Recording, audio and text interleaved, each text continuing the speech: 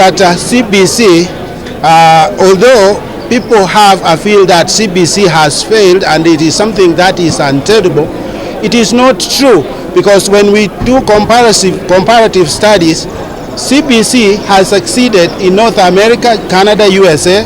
When we come to South America, Peru, Dominican Republic as some of the cases, and in Africa we have South Africa, Mozambique, Rwanda, and when we go to Asia, China, Singapore, and so many other places. Now, why did those countries embrace CBC? For example, Rwanda realized that there was a change in the job market and they needed to retool their employees, and by introducing a new system that would take the employment needs into place. In China, CBC was introduced so that the students can be trained on the skills rather than the knowledge. When we look at Ghana, for example, Ghana introduced what we call CBT, competency-based training for TVETs and polytechnics. Now, again, CBC is tenable and can be achieved, and it has worked in other places. The first one is that CBC brings with it a lot of workload. The increased workload means that we need to have more staffing of teachers so that the teachers can prepare well and also motivate the teachers. We also want to talk about the examination policy that is coming up with the CBC. We realize that there will be so many exams in almost every grade from grade 3 upwards. We want to give a proposal that 40% should be internal, so that 60% is done by the Kenya National Examination Council. We are not opposed to CBC, but what we're interested in largely is education reform. In this country, and more so the university sector, seems that during the inception of this competence-based curriculum, much consultation was not done. Regardless of that, we are happy that the consultations are going on currently. We are attending this stakeholders meeting, so we get to have a discussion to take education sector forward. Our worry is that currently we have about 500,000 students in the universities, and we are struggling those 500,000 students in the universities. Now, in the next 6 or so years during the transition from secondary school to university, we are going to receive about 1.2 to 1.4 million students who, technically speaking, we are not ready for. We are not ready for these students because of the fact that not enough consultation has been done, so that all of us on the same page. Actually, the problem we have with our competence-based curriculum is that there are inadequate consultations. Many of us do not understand what CBC means, and that's where the problem is. Look at the social structure of this country. Look at the classes that we have in this country, the class of the rich and the class of the poor, and ask yourself a question.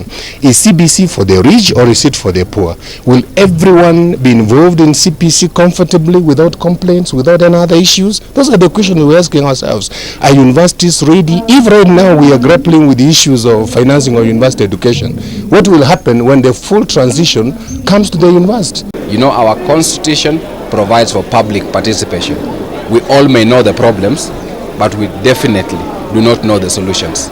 Secondly, the person who feels the problem most is the one on the ground, the one who is listening to it. It is the parent who is supposed to be involved in CBC who has the pain points. It is the teacher who implements CBC who has the pain point.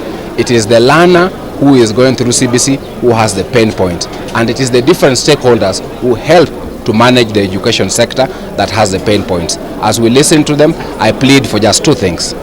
I plead that everybody comes out to give us their views, and I plead that as we give views, we recognize it is our education sector, it is our country, so we need to provide solutions to help us solve those problems. Because if all we do is to complain, we will not find a solution.